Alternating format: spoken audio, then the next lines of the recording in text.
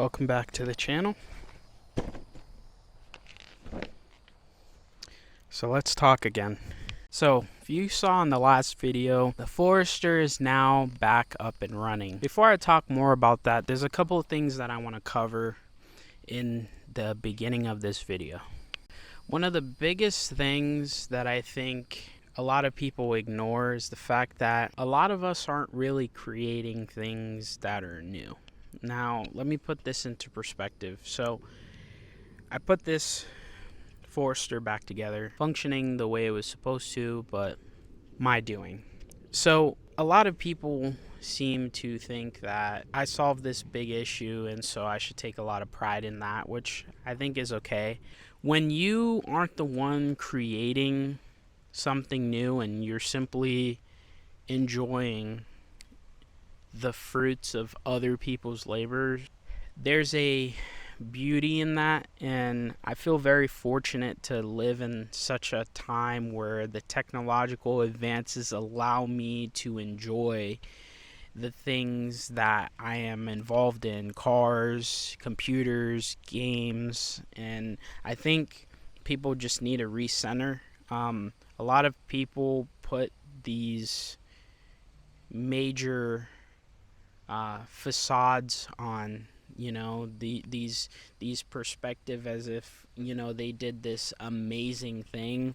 Their car is 20 times faster than the next guy, and it's frankly not that impressive. I mean, a lot of the stuff that I know I've either read or learned from someone else. I have not invented anything new, nor have I even attempted at this point in time. I simply don't have the resources to do that.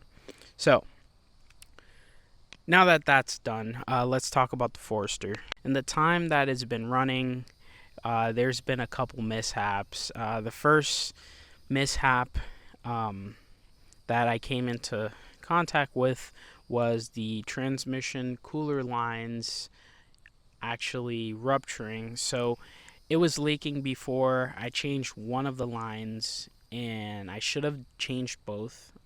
Something told me to do both, but again, as the universe would tell you, if it's gonna go wrong, it's gonna go wrong as soon as you decide not to change it, which it did. It blew a transmission line on a pretty busy road, had to push it almost in a ditch to get it out. Fortunately, my wife, who was driving the car at the time, was not injured in any way, and we're happy. The other thing has been this perpetual rough idle. It was there before I even fixed the head gasket, which led me to believe that it might be something with the existing components. So I went ahead, I changed the fuel pump, I changed the fuel filter, I changed the idle air control valve, I even changed a couple of hoses in the engine bay. However, it's still there, which makes me think that it maybe could be a bad fuel regulator. I'm not sure.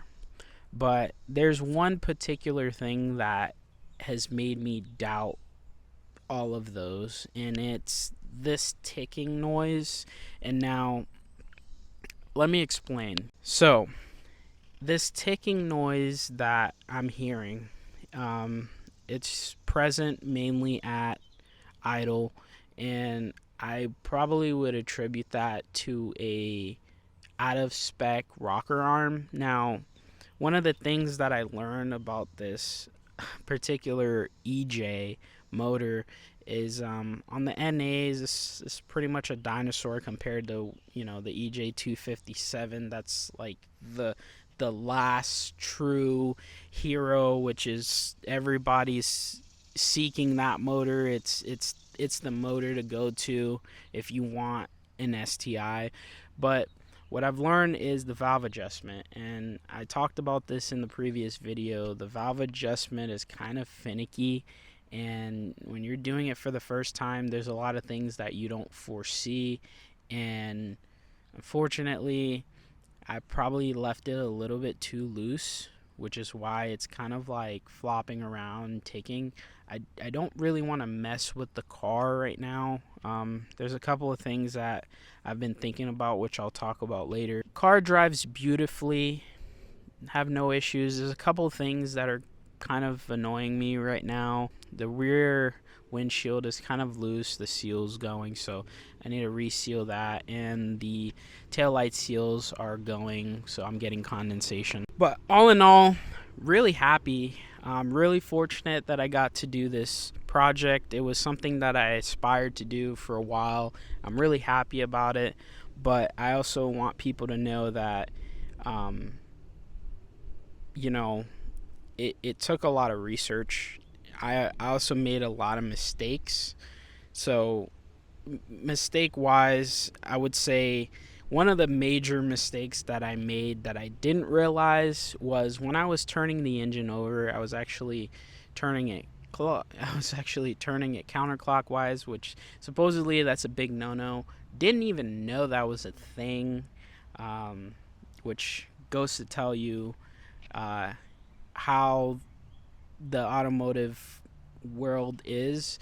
I mean, there's a lot of things that you do know and you do know how to do, and you pass on the information, hopefully, if you're not a gatekeeper. But uh, if there are things that you're doing that you don't know, it, it, it people point them out, and you're like, wow, I didn't know that. And some people do it in a way that is constructive, like, hey man, just for future reference, don't do X.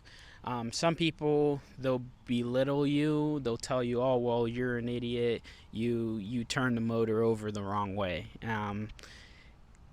not realizing that we all aren't born with this infinite knowledge of everything. And I think that goes back to my primary point. We're not in, a lot of us aren't inventing stuff. The people who have invented the world around us have long lived and have long passed. So we're just enjoying the technological advancements of those inventions. So just some humbleness there, right? We're in a playground of giants who've long preceded us. So, anyways, I don't mean to get philosophical, but again, I'm happy, and I kind of want to discuss what's next for the car. So, what's next for the car? Well, one, it works. So, I don't really want to mess with it too much, but what I will say is, after having the transmission issues with the transmission cooler and all of that, it's brought up some questions on whether or not we should manual swap the car. And this has kind of been an idea that I've had for a really long time, so I've been slowly gathering parts for that swap. So I have a lot of that.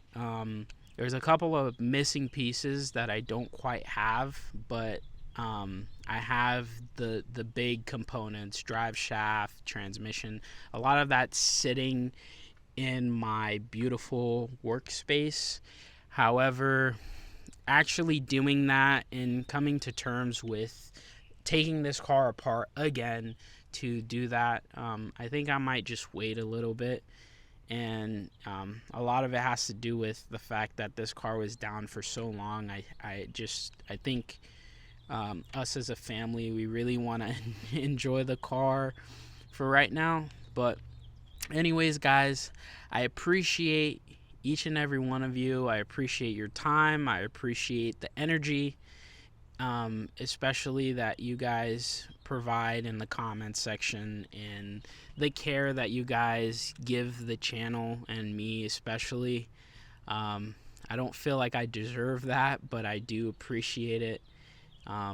But guys, I got a lot of things planned. I know it's slow, and a lot of it is because I am involved in, it's not just work, it's family, being a homeowner. So this is kind of a hobby which doesn't take a high level of priority right now, but hopefully as time goes on that changes. But Anyways, I really appreciate you guys. Thank you so much. If you made it this far in the video, you're a superstar. And thank you. Peace out. Catch you guys on the next one.